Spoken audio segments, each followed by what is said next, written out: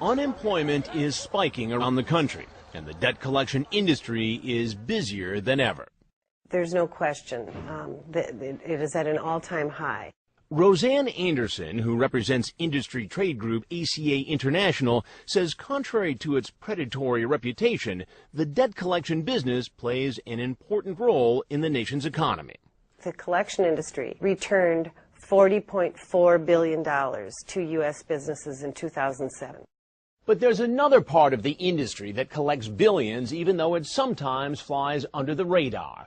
When a traditional collection agency can't recoup money for a retailer or credit card company, those businesses often sell the delinquent accounts to debt buyers, usually for pennies on the dollar. These debt buyers are then free to collect and keep whatever they can.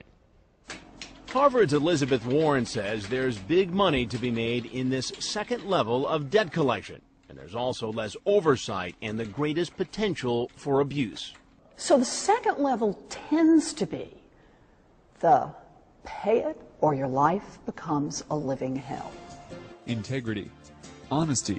One company that's tapped into the business of buying secondhand debt is LHR, recently named one of Inc. magazine's fastest growing companies. LHR's corporate slogan suggests it's a cut above the typical collection agency, one of the good guys.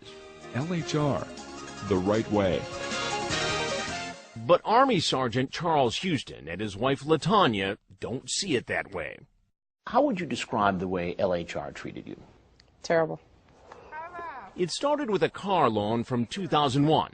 6 months into the loan, after LaTanya had emergency surgery and lost her job, she voluntarily returned the car to the financing company.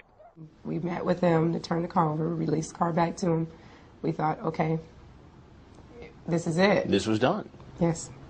But 7 years later, Charles, an Iraq war vet, got a surprise call from someone claiming to be an investigator. The caller told him they still owed the full $11,000 for the car.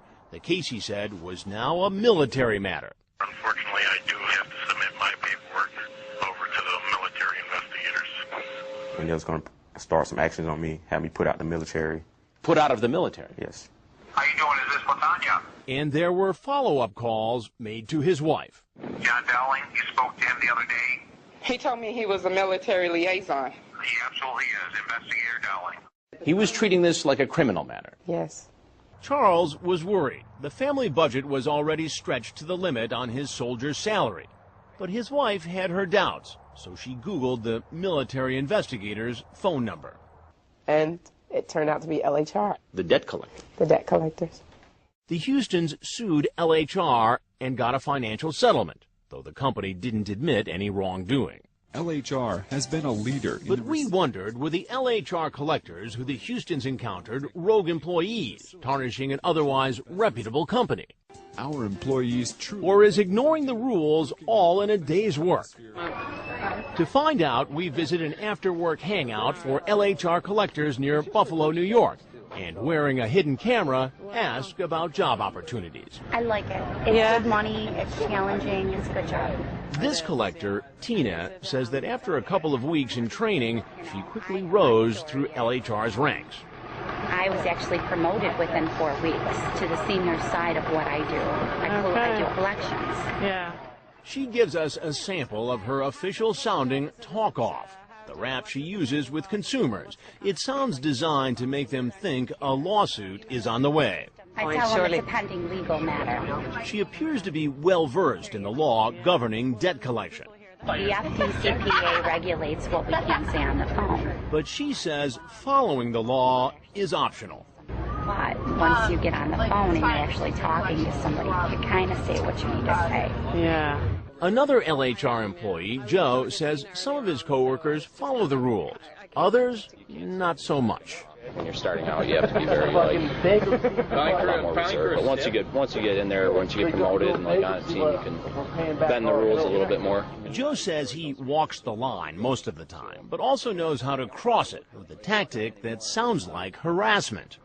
One of the things that I like to do, which is pretty nasty though, is that I'll find out where somebody works, and then I'll find out who the owner of their company is, find out their number, and call them at home.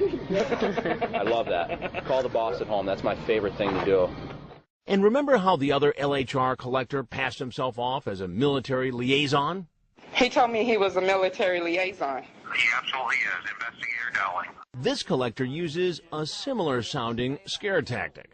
So do you threaten people with that kind of thing? Yeah. Oh, yeah. All right. All the time. I'm actually LHR's legal liaison.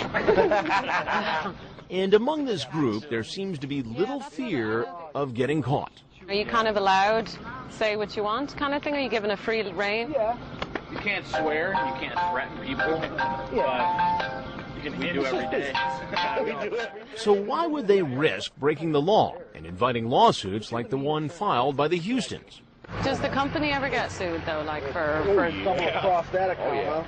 We bring in a lot of money, so it's like it's worth it for people still to be illegal and collect money.